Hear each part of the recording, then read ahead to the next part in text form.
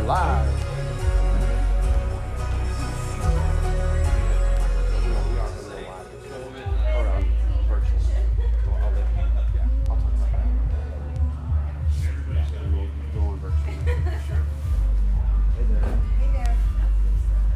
Good, you?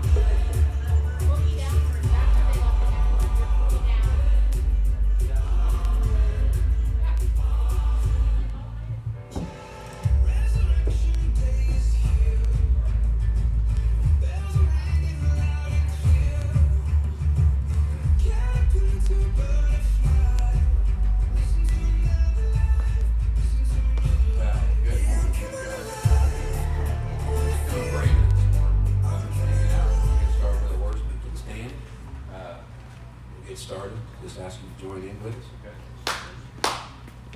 Yeah. Yeah.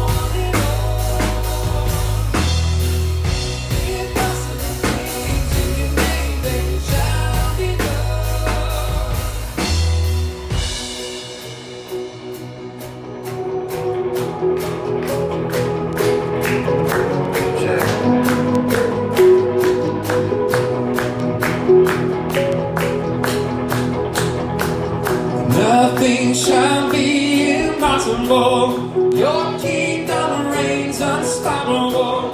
We'll shout your praise forevermore. Jesus, our God, unstoppable. Nothing shall be impossible. Your kingdom reigns unstoppable. We'll shout your praise forevermore. Jesus, our God, unstoppable. Nothing shall be impossible. Your kingdom reigns unstoppable. We'll shout your praise forevermore. Jesus,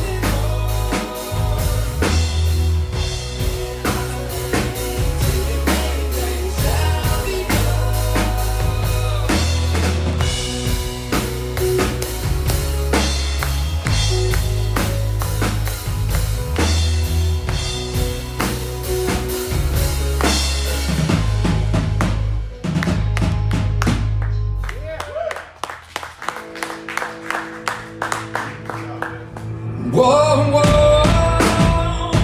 whoa,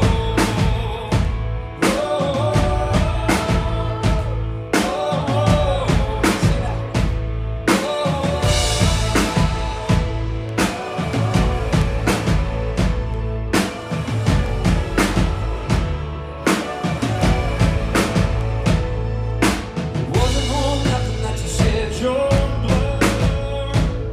So I'm gonna live like my shame is gone. It won't be shackled to the way I was. So I'm gonna live like my chains are gone, gone. Now my sin is dead and gone, and I sing hallelujah. Done. He is risen, He is done, and I sing hallelujah.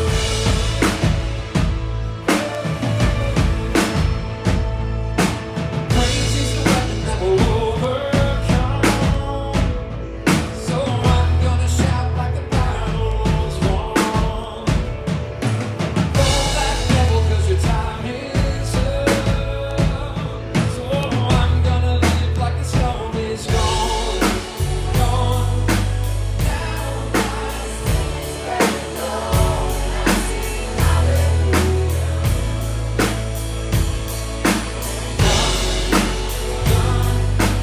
He is risen, He is done, and I sing hallelujah. Sing this with me, come on. I pray the power of the blood.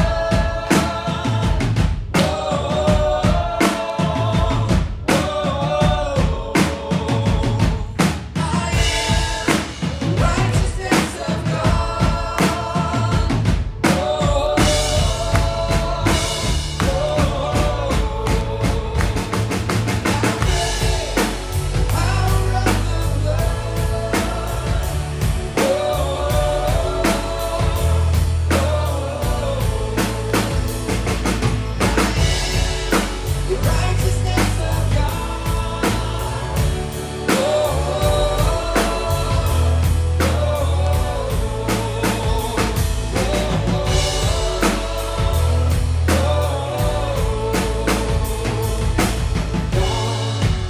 Gone.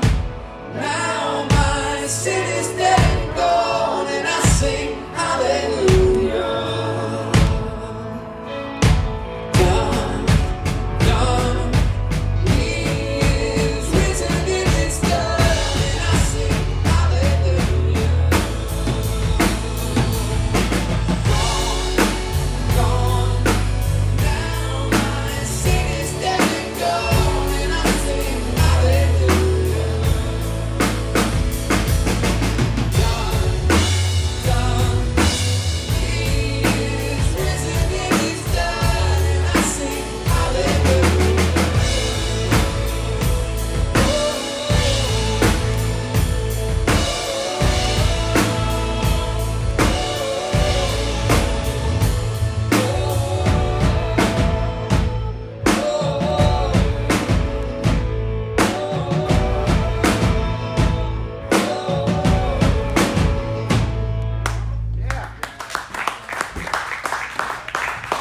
Well, good morning. Welcome to One Church. It is good to see your faces, just from a distance. Love you guys. I'm sure you've had a crazy week. It has been crazy since we last met. Sure you guys have stories. You're going through something. Everybody is right now. Something I just keep reminding myself, and I think it's worth mentioning here, is that as Christians, as believers, we don't have to live in fear. Right. We need to be wise with where we go and how we conduct ourselves, those sorts of things. We don't have to be afraid. God is well aware. He's known about this for a long time. As a church, things might change for us. And they will. Noble's going to talk about how we're going to meet here in the next couple of months. That's going to change, and that's okay too. What's not going to change is that we still are a community that believes there's hope and love for everyone. Right. God's the source of that. and that we are His chosen vehicles, His vessels to share that with the world. We might change our belief that we're a church that runs 2 people when they're hurting. FaceTime still works though. At least it did. It does. We were at home. This is my wife, Megan. We were home yesterday, locked up in the house with the kiddos. It's raining outside, and the internet went down. And I thought, this is the end. It was not the end. We're still okay. I say this every week too, and it's more important than ever. But social media, One Church SGF is on Facebook, and that's how you're going to find out about a lot of these changes. Things are going to be a little bit fluid for a while for everybody, wherever you go, but even here as well. So One Church SGF on Facebook. Just go to Facebook. Don't worry about the website for now. I want to say this again. It is good to see your faces. I don't know how many times I'm going to get to say that over the next couple of months, but it is good to be able to worship physically together this morning. So let's be grateful for that. I'm going to pray and we're going to continue in worship. God, we thank you for this morning where we get to be together. But we thank you also for this reminder that worship doesn't have to just happen in these 4 walls. It is supposed to happen outside of here. So we thank you for an opportunity to take your name outside of these walls, to take it into our homes on Sunday morning, to worship together even when we're apart. God, we thank you that even hardship is an opportunity to glorify you in our community. These things that will happen, that will get crazier, God, you are still in control. That we are your chosen children, and we get to share your love all the more in these times.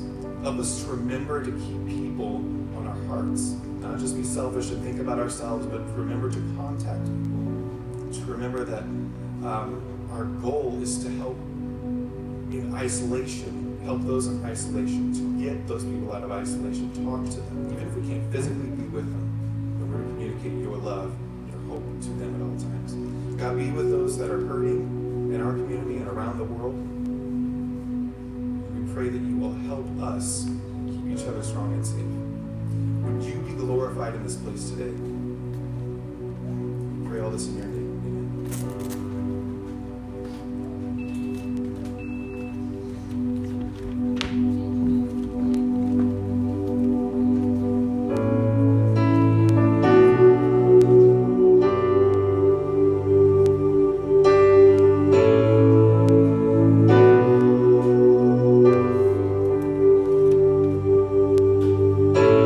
Can't go back to the beginning.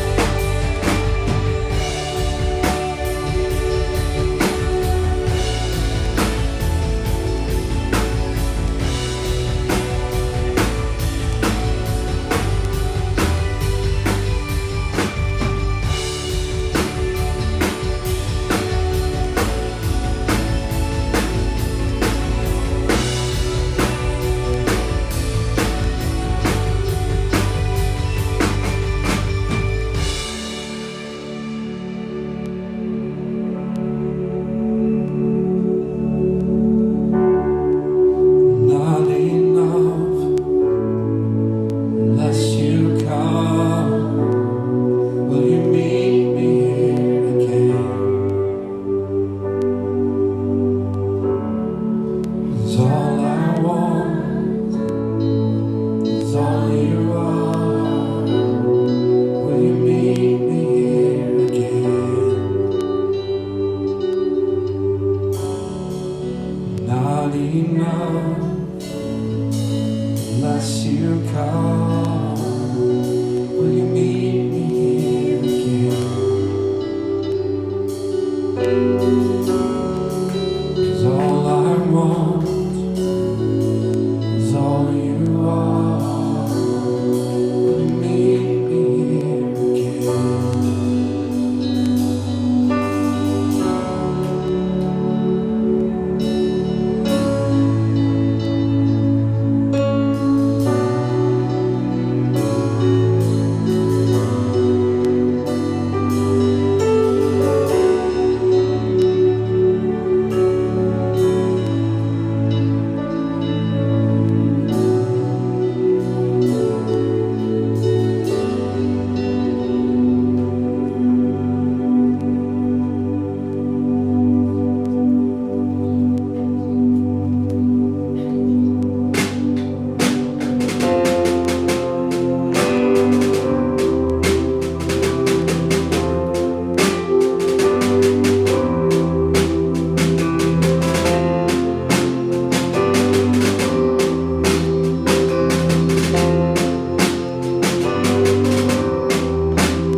There is love that came for us, humble to the sinner's cross. You broke my shame and sinfulness. You rose again, victorious.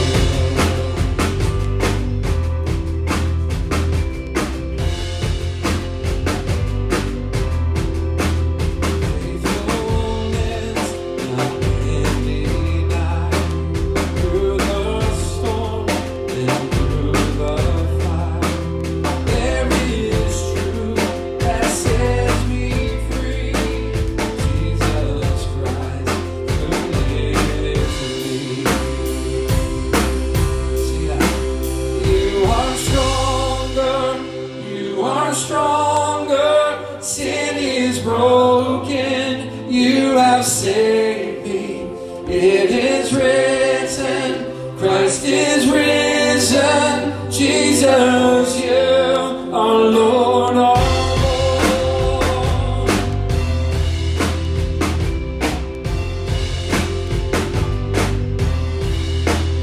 No beginning and no end. You're my hope and my defense. Came to seek and save the lost, hang it all upon the cross. You are stronger. You are stronger. Sin is broken. You have saved me. It is written. Christ is risen. Jesus, you are Lord of all.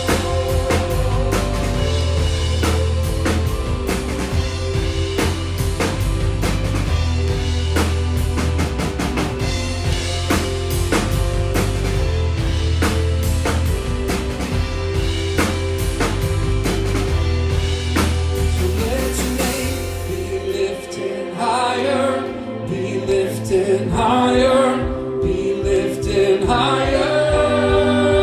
And let your name be lifted higher, be lifted higher, be lifted higher. And let your name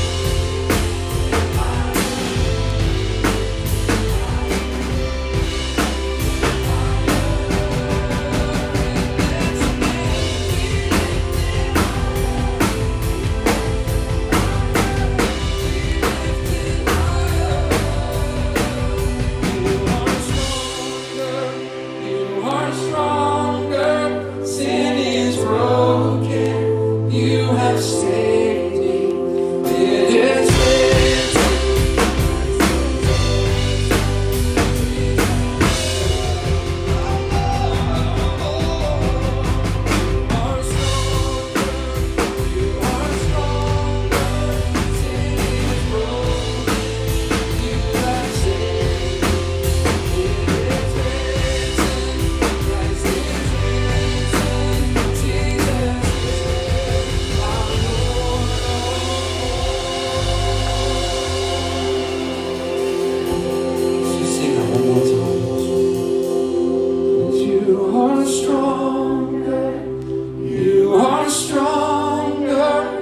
Sin is broken, you have saved me. It is written, Christ is risen, Jesus, you are Lord.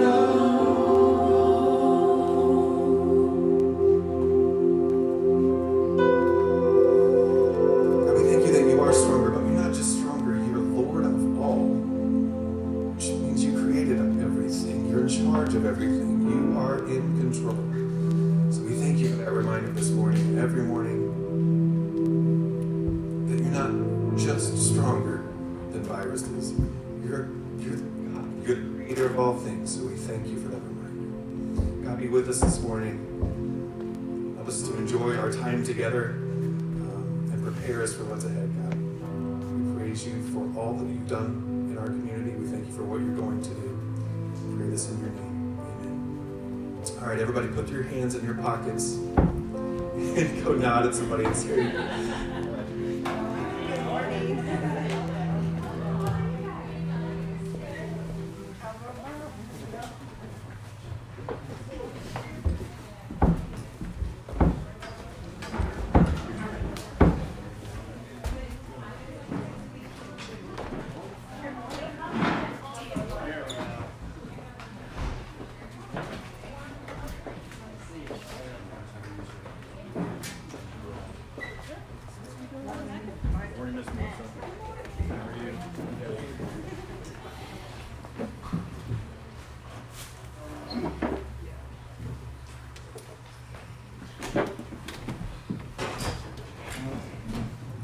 All right, we're getting everything shuffled around here. Good morning. Good to see you. Glad you came to hang out with us today. I'm going to ask Megan to come and hang out with me for a minute. Megan, for those of you that don't know her very well, Megan and Dan are just pretty cool people. I've known Dan for a long, long time. And, yeah, grab your mic and come on over. But they're pretty cool people, and Megan travels for work a lot. And she actually had a 2-week trip planned and left last Sunday right after church. Like literally she sang, was part of our service, and was like, boom, to the airport. And of course, this week happens. And her plan was to be in LA for a bit, San Francisco for a bit, DC for a bit, and I think end up in Chicago in 2 weeks. And things just kind of have gone crazy. And we just were texting back and forth a little bit, and just talking about just kind of how God had given her some peace during kind of being away. I just thought it'd be kind of cool to hear her share just a little bit of that this morning. So, Thanks. Is this on? yeah. Awesome. Well, it was incredibly terrifying to be traveling. I don't know how many of you are friends with me on Facebook, but when I went to the San Francisco International Airport on Friday and I was the only person in the security line, it's like, oh my gosh, the apocalypse is here. But I started thinking through things because, you know, my travel plans had to change a million times, right? You know, I had all these trips planned, and then I cut off the last half of my trips and decided I'm just going to fly home tonight. And if any of you deal with anxiety like I do, it can be kind of debilitating at times when you just let that anxiety take over. And I woke up on Friday morning, you know, and the whole time I'm texting with my husband, and I'm worried about him, and I'm worried about the kids, I'm worried about our entire society, really. You know, I even think about all the kids that I go to see in Ethiopia every year, and I'm, you know, might not get to see them this year. Who knows what the future holds, and I'm thinking about what that means for them. And I'm laying in bed and I'm praying about it, and I'm starting to let my anxiety literally like take me away. And when I started praying, I just heard God say to me very clearly, go home. Just go home. And I think through my trips, because normally I don't check into a hotel and wipe down every surface, you know, and disinfect the headboard and tell the maids not to come in. And I was doing that on this trip. And I thought to myself, because I had a lot of time to myself once all my meetings started canceling on me, this is what I should be doing all the time. You know, I mean, this is just healthy practice. And part of what I'm anxious about, and I'm sure what everybody's anxious about right now, is that life looks different right now. I'm anxious, you know, am I going to be able to meet my quota at work this year? And what does that mean for Dan and I financially? And, you know, my dad's sick right now, and, you know, could this hit him? And then we're dealing with something really bad. And I laid in bed last night until 5 o'clock in the morning when I finally fell asleep, and I just started praying, and God kept saying to me, you just have to do things differently now. You have to look at things differently now, and that's okay. You know, I'm incredibly obsessive compulsive about things. It's part of what helps me control my anxiety, and so when I wake up in the morning and things aren't the way they normally are, it terrifies me. And just like Dan said earlier, you know, I don't have to have that fear because God's in my life. It's actually, if I look at it the right way, it's refreshing that things are different, because what brilliance is going to be in those places that I haven't been looking for a while? Sure. What are some things at work that I haven't been doing that I can be doing? What are some things that we can be doing with the kids because the internet's not on? And Dan cracked me up last night. He's going to be mad at me for saying this, but he texted me and he said, don't tell the kids the internet's working. Because, you know, they were doing things differently. They weren't watching YouTube. They weren't playing Fortnite. And that's really what I'm taking from this whole experience is, you know, yeah, it's a little terrifying. Every day we wake up and things look totally different, you know. Montana doesn't know if she's going to have face masks and gloves at work, and what does that mean for her every day, you know, and what does it mean for Nathan, because he's spending all day rebooking people's trips that they're not getting to take. You know, we don't get to derive joy right now from the things that we've typically derived joy from. But isn't there a brilliance in the fact that God is giving us so many moments right now to realize where the brilliance is that we haven't seen? That's good. And that we haven't been seen because we're used to the status quo. So that's what I'm charging myself with. And I'm not saying I'm good at it. I mean, Dan will say sometimes. Like this morning, it was like waking up next to a beast. He was like, good morning, honey. And I was like, rah! I mean, it's hard. You know, change is hard, and dealing with adversity in a way that's different than what you have been doing every day is hard. But I'm grateful that I have a God to lean back on, and that He has given me so many people, like all of you, and my husband and my stepkids and my family. You know, how grateful am I that I have all those things right now? Yeah, very good. Thank you. Yeah. You know, the fear part, I don't know how many of you, I don't get afraid of much. I just don't. But I know some people do. And yesterday I heard a preacher talking about, you know, he actually was going way overboard and got kind of goofy with some of his stuff, but it was about not having fear. And the more I thought about it, I was thinking, I don't have that, but there are people that do. And it's not what God's given us. He's given us a spirit of peace, of grace, a sound mind. That's what He wants for us.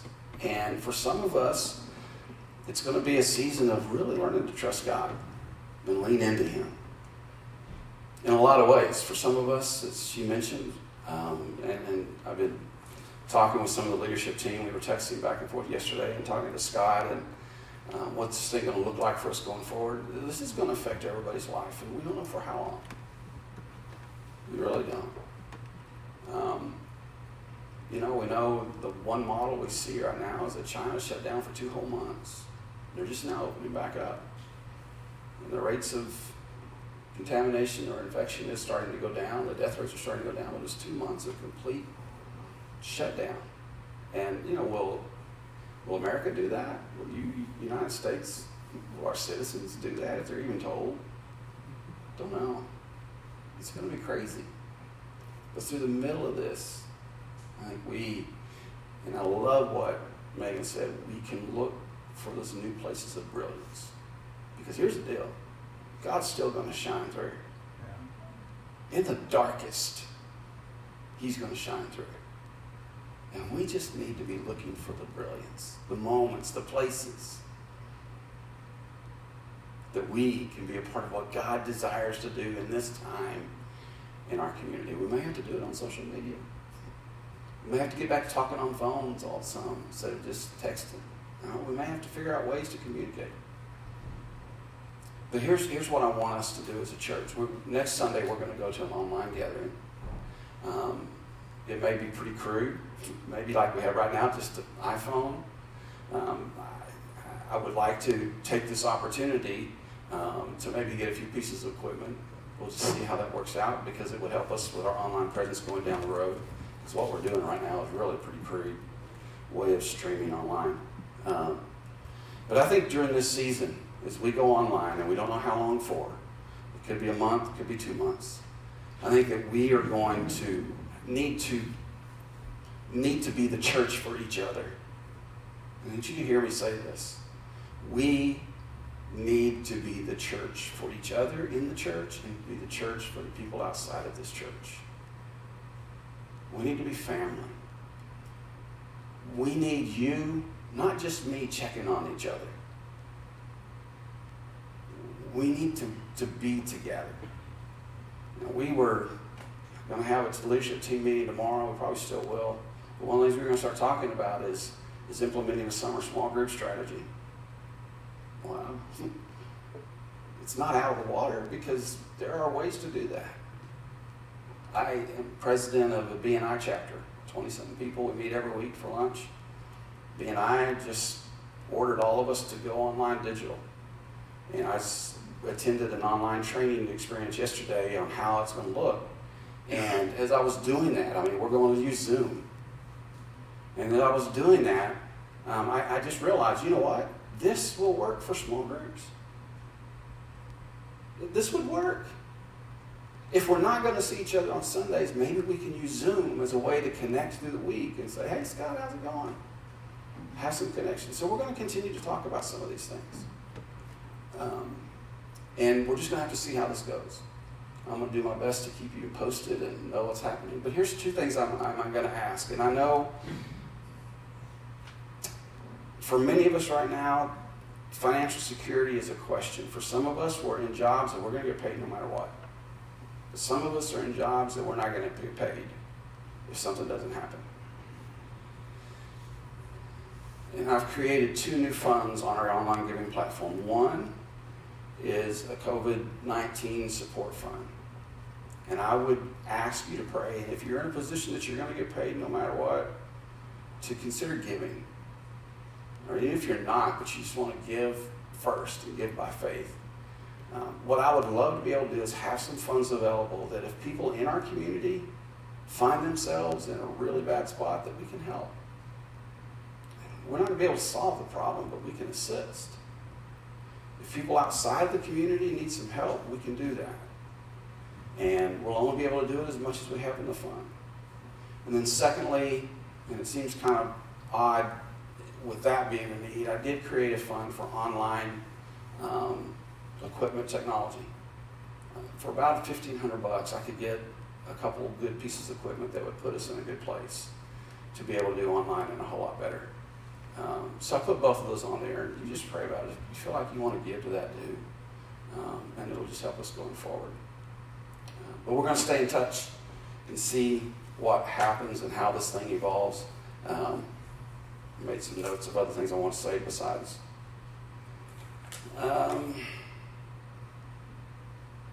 So as far as generosity and the giving here, I'm not sure what Kent's going to do.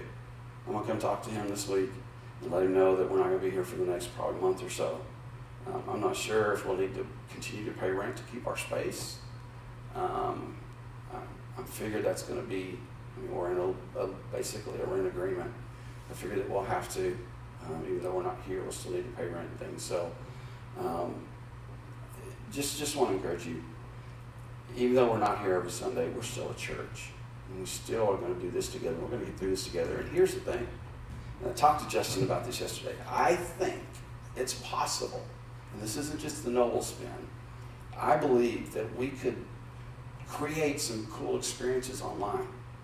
I've got some friends that I don't know I could ever get them here, but I just might get them to jump on Facebook. I just might get them to jump on Facebook and check it out. And then if they check it out a couple Sundays, and then we go live, when we go live and back again in 2 months, whatever it is, they're hooked. They're in. So I think we've got a chance here to take what possibly the enemy has meant for bad and make it good. So I think there's some things for us to think about there. Justin's got some creative things in his mind about what to do for worship. But I think we can turn this into a positive experience and see God do some pretty cool things through the season. So, all right. I'm going to get into the talk that I've got for today. We're in this series called Bystander. John and the Rabbi from Nazareth. Today's talk is entitled Carry On. Carry On. I brought in. Has anybody seen a mat, like a yoga mat, back around there anywhere? I thought I brought it in. I may have left it in the car. Anyway, just picture I've got a mat. I'll use it in a little bit. Let me ask you a question. Have you ever seen a situation where religious commandments were given priority over compassion? Oh, yeah. Just think about that. A situation where religious commandments, there it is, were given priority over compassion.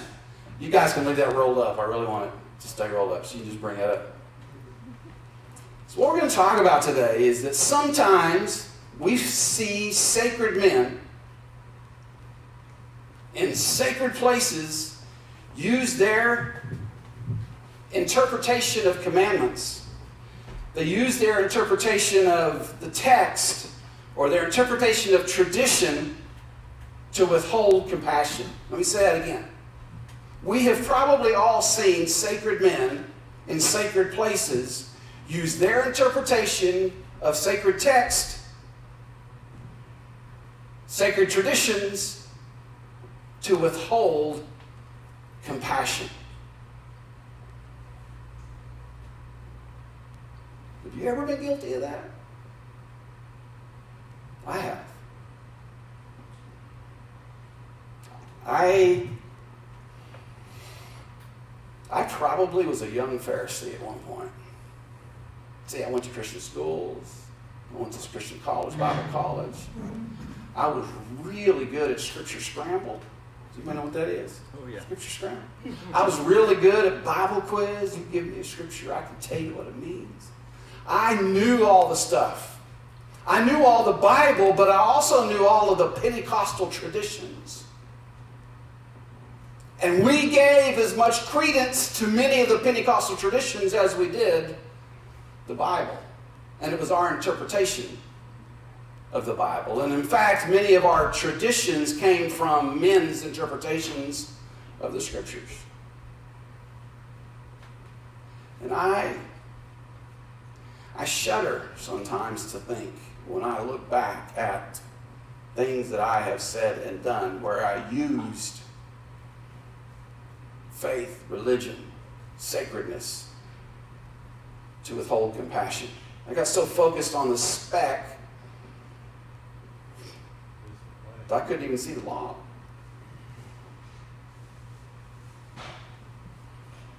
Today we're going to talk about Jesus confronting that philosophy. And even though he confronted it way back then, we still see it today. But we've got to know that as we look and continue this journey of John, and looking over John's shoulder as a bystander, as he has these interactions and he follows Jesus around and he's part of the story oftentimes. And we look at this and we know that John didn't believe and follow Jesus because of faith.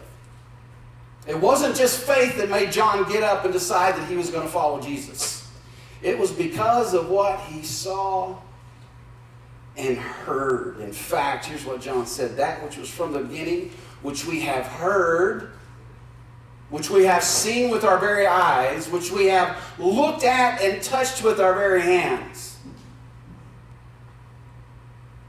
This we proclaim concerning the word of life.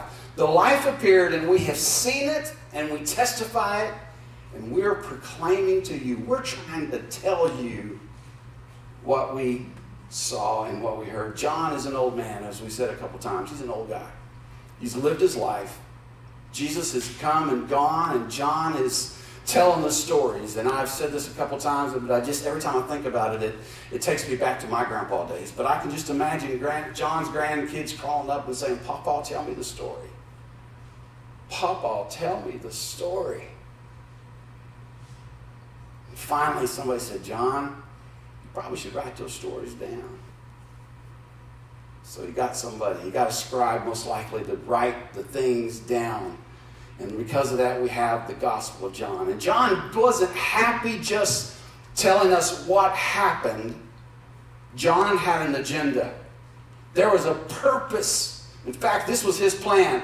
Jesus performed many other signs. This is at the end of his book. Many other signs in the presence of us disciples, which we haven't recorded in this book. But the things I've written down, the things I have recorded, I've done it that you might believe that Jesus is the Messiah, the Son of God, and that by believing in him, you would have life. I did this so that you would believe. And we know he was so precise because every one of the key 7 events that John writes about, he gives us details. There are details that can be checked, and he's writing it for an audience then, and he's writing it in a way that people then could go back and check and make sure that his story was true. He put in details that made sure there was no deniability, and the cool thing about it is that many of the details that he put in, archaeologists today can still find and back up. We're going to find that in our story today. See, John decided that he was going to build his case about Jesus. Since his plan was to write things down so that we would believe, he was going to build his case around 7 primary events. He called them signs. 7 signs that are your signs to go, hey, here's the Messiah. Where's your sign? You see, he knew that we would believe because we had confidence in the person delivering the information. And so he wanted to make sure that there was enough information. He knew that the tendency would be for us to say, hey, come on, you just got to believe, brother. You just got to hang on to the truth and take it by faith, sister. Yeah, hallelujah. I know, I grew up in the house. I know. So we're going to look at the third sign John talked about. The third sign is the healing on the Sabbath. So here's where we've been. We started out, Jesus, his very first miracle, his very first sign.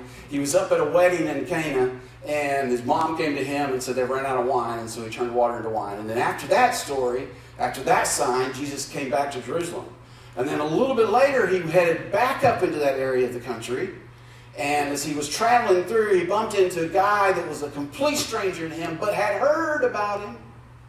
And the guy came up and said, my son is about to die. Can you go to my house and heal him? And Jesus said, go, your son's going to be okay. So the guy, he does what we have to do. He was a foreshadow of what we do. We have to trust God by what we've heard and what we know he says to us, sometimes without seeing it. This guy got on his horse and headed back home. And when he gets close to home, his servants come and say, your son is alive and he's well. And the guy says, when did that happen? And he figured out it was the exact time. Isn't this cool? This is like a story that somebody would tell you today and you're going, yeah, right. Coincidence, coincidence. John wrote it down at the exact time that Jesus told him your boy will be okay. That was when his boy's fever broke and he got okay. John said, there's a sign. Here's your sign. So today, Jesus is headed back to Jerusalem. And he's probably camping outside of Jerusalem.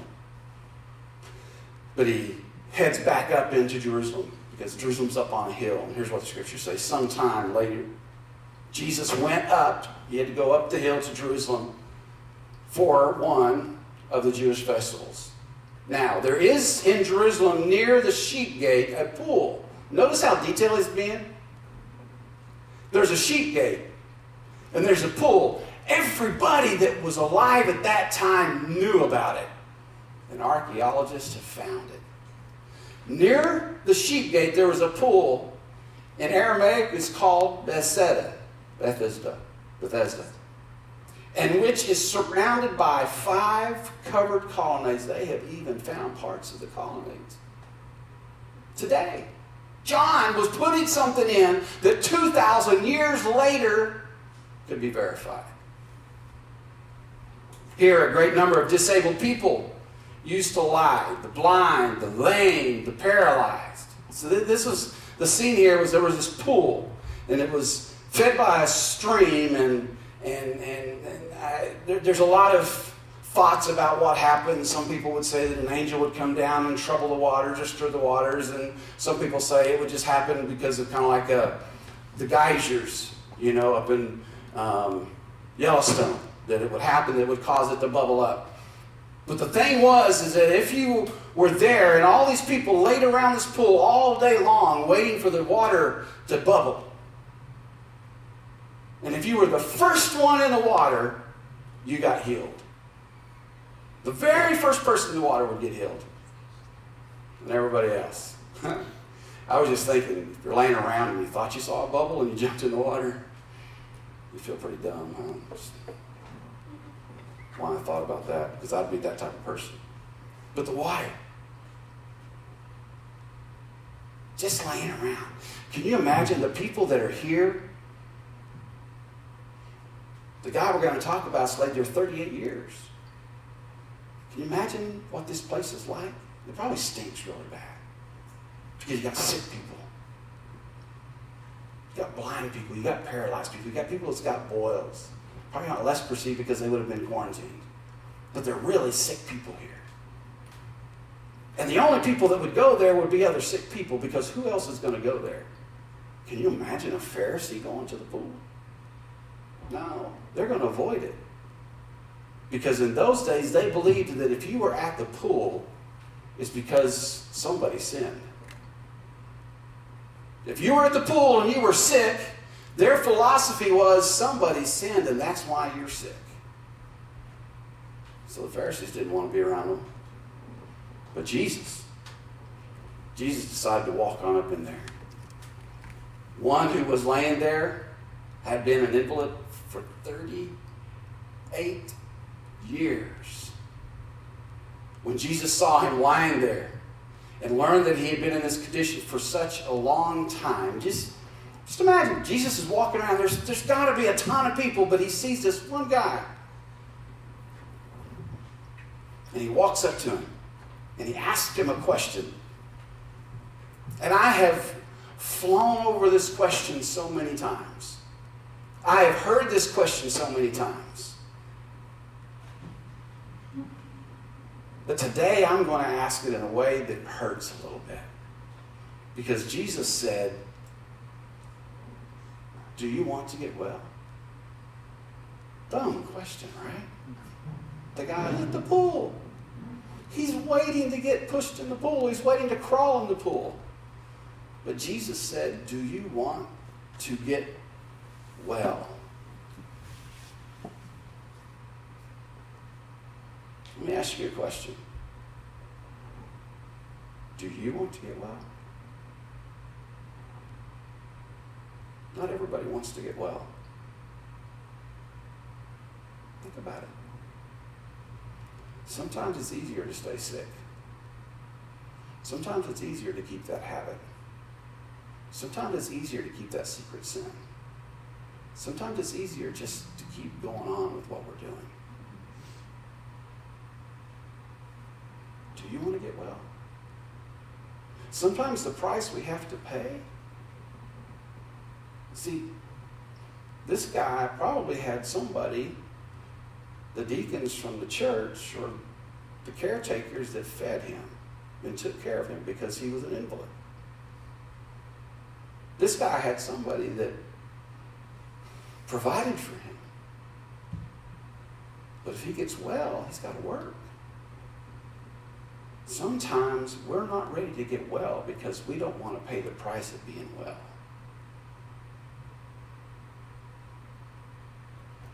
Ouch.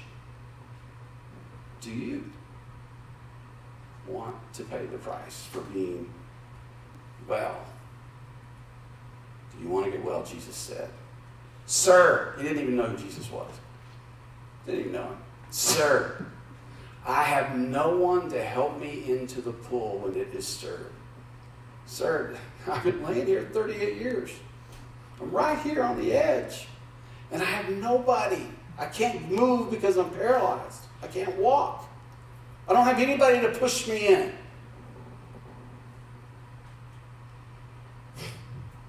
Every time I try to get in, someone goes in front of me.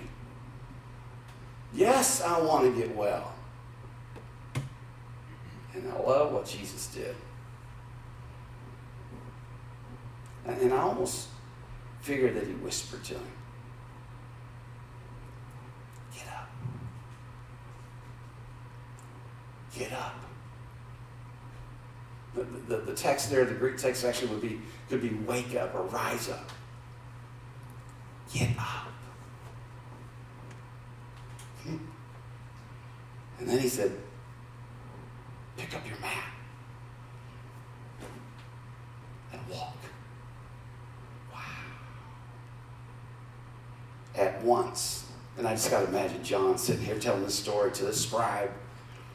The scribe sitting here writing, and John saying, well, and then he told the man to pick up his mat. And he did. At once. It was all of a sudden. Like it just happened. The man was cured. And he picked up his mat and he walked away. That's a pretty cool story. But the sign's not done yet. There's so much more in here.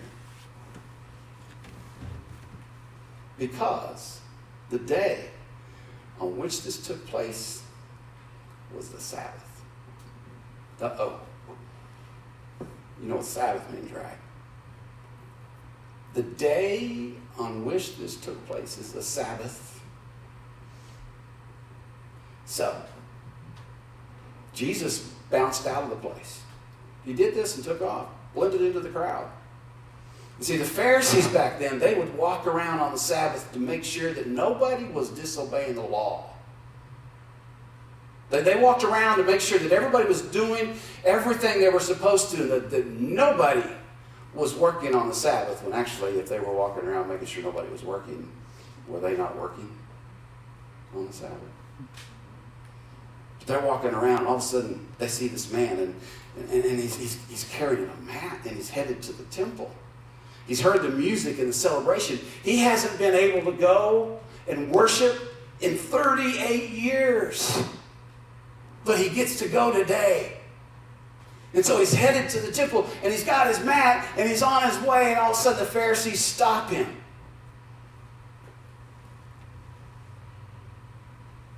They said, it is the Sabbath, and the law forbids you to carry your mat. The truth is, the law did not forbid him to carry the mat. Because what had happened is, around their laws, around the laws that God had given Moses up on the mountain, the Ten Commandments, over the course of hundreds of years, they had taken those Ten Commandments and had written explanations and interpretations and their thoughts about it. And they had created this set of things that was called the traditions of the elders.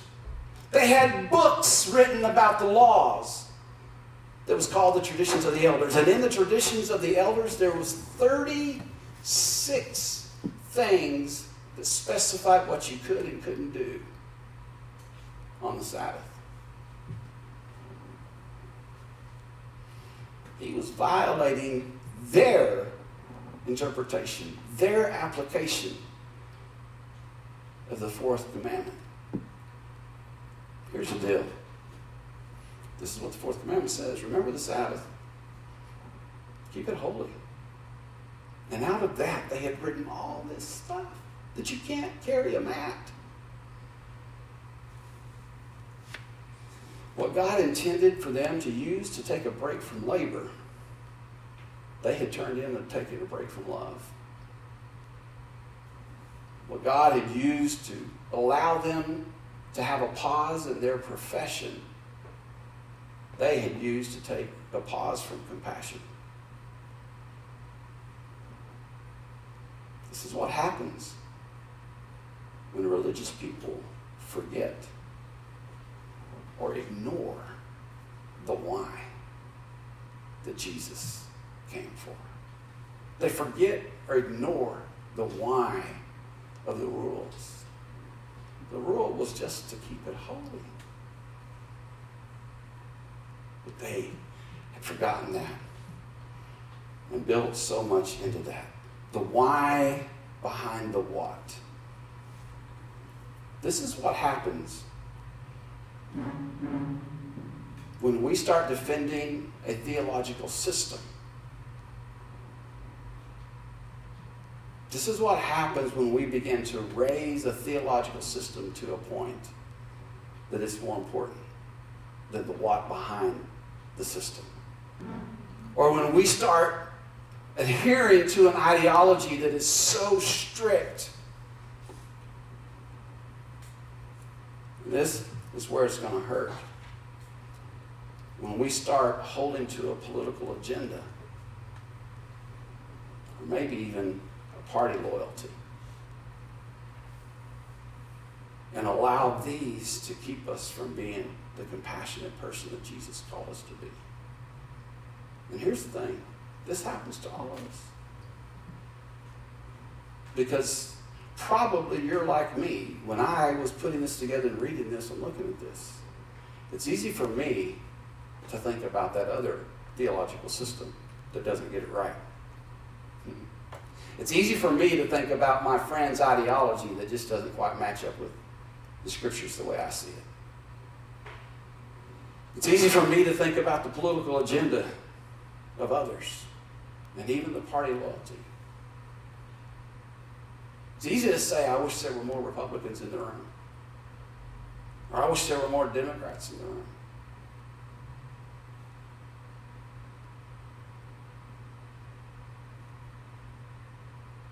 Here's the thing. When what's best for people is no longer what's most important to you, you are at odds with God.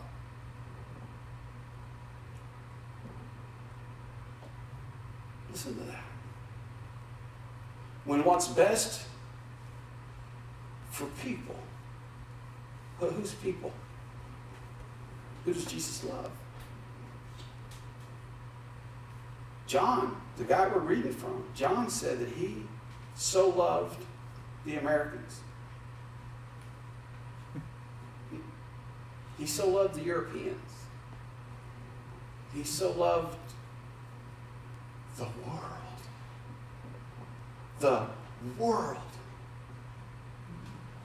And if our ideology, our theological bent, our party political affiliation, if any of that takes us to a place that we are not showing compassion in the way that Jesus would have us show compassion, then we are at odds with God.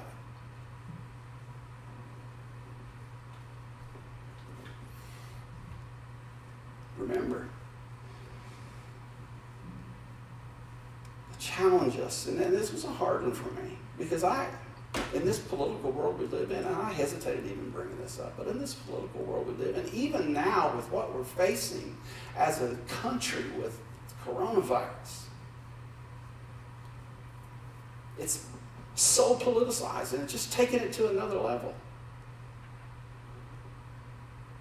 If we let any of that cause us to not look at people, red and yellow, black and white, they're all precious in His sight.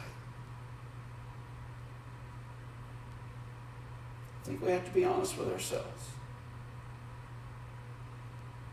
He so loved the human race that was made in his image that he gave. Let's go back to the story.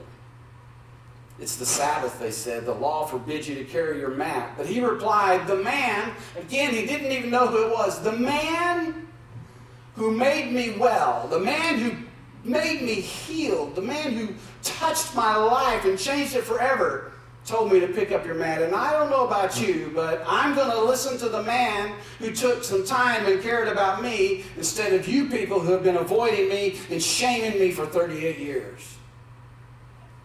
I'm going to listen to the one who touched me. So they told him, who is this fellow who you told you to pick up your mat and walk? The man had no idea who it was because Jesus had slipped in to the crowd. But later, you just got to think Jesus kind of had some things planned out here.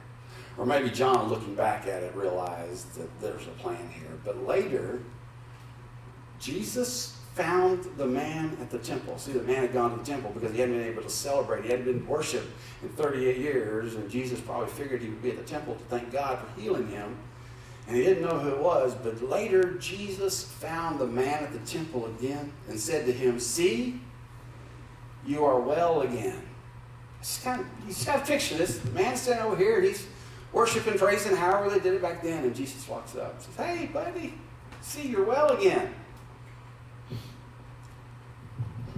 This next line, I used to spend a lot of time looking at books that were written to tell you what the Bible means.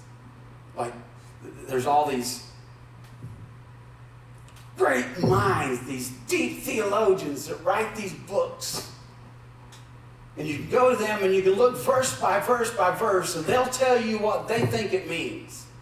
And in this next passage of Scripture, they can't figure it out. They have a lot of ideas, and they say it's complicated. It's hard to know what Jesus really meant.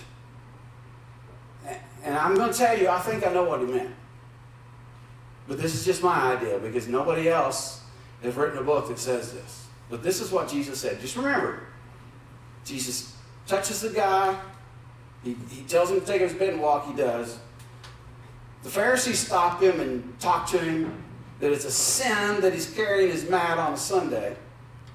He goes to the temple. Jesus shows up at the temple and he goes, hey, look, you're well again. Stop sinning.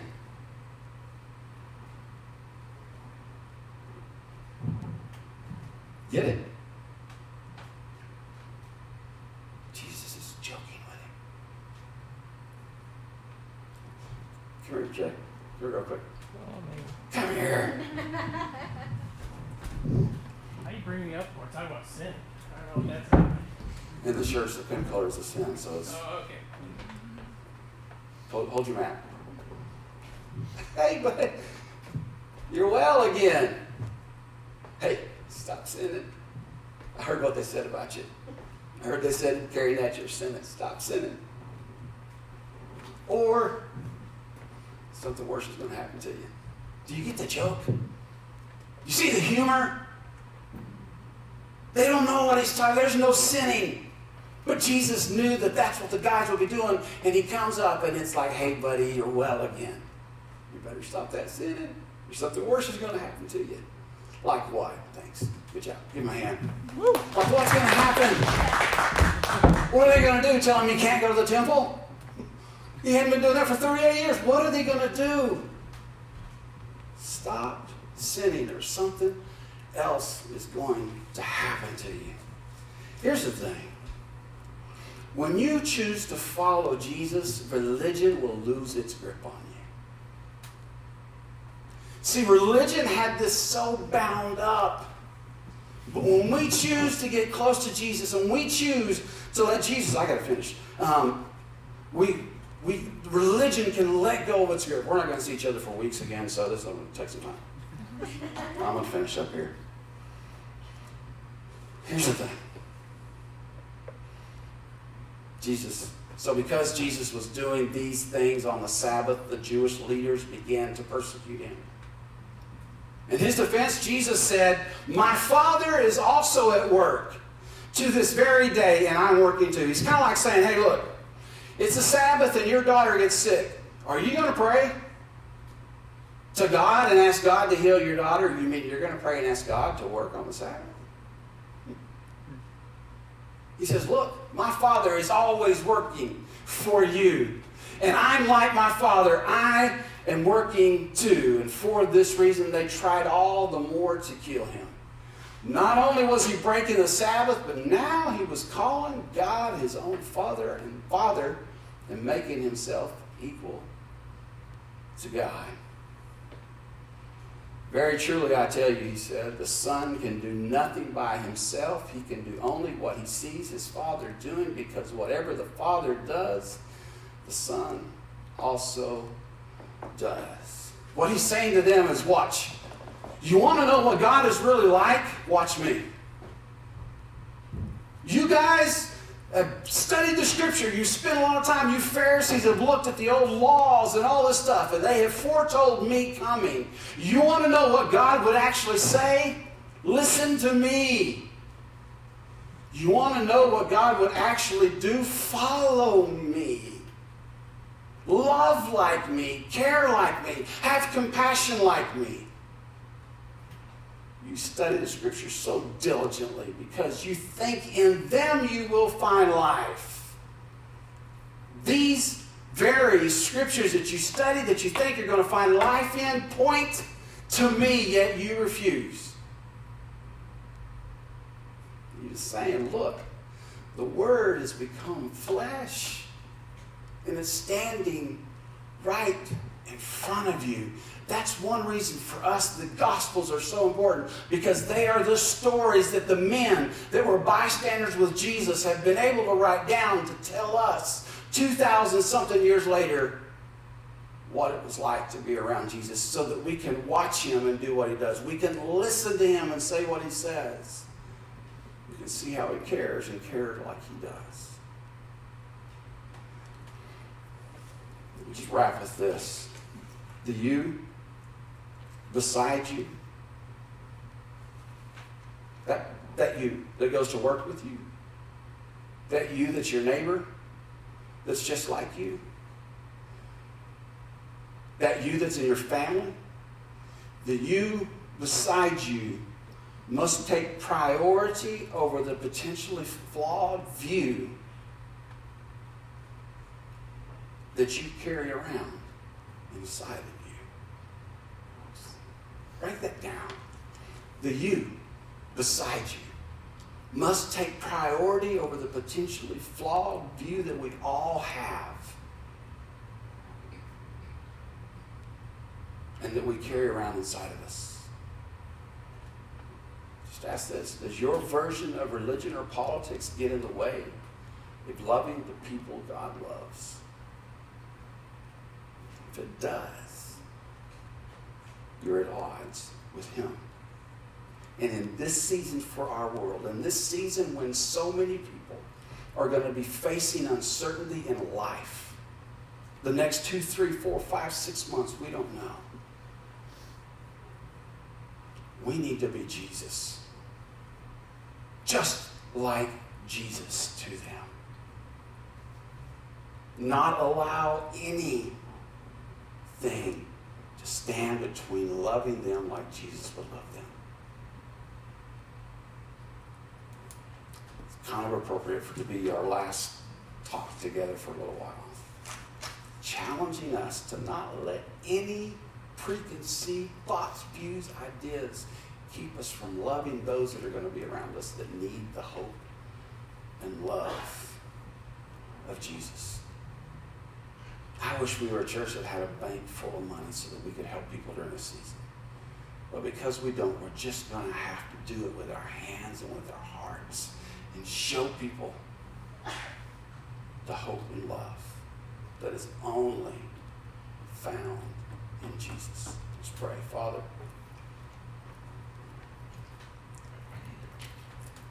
We need you to help us, all of us, to get rid of some of these preconceived views, ideologies, and theologies, and politicalologies, and let's look in a mirror and ask ourselves every day if the religion that we have allows us to love others like you do. Not just people that talk like us, dress like us, vote like us, believe like us, love like us. Because you love the whole world, the whole human race. Help us to do that. Help us to find ways, as Megan said, some brilliance that pops out there, that over these next few weeks we could find new ways to show love. We could find new ways to be encouragement. We could find new ways to lift up others around us. And that through this season we can be your light that shines in this community and in the broader Springfield community and around the world. I pray you shine through us. Let us get rid of anything in our lives that would filter or dim your love. Let us love like you. Well, thank you for that. Amen. Amen. Amen. Love you guys. We'll be in touch. Have a great week. God bless you.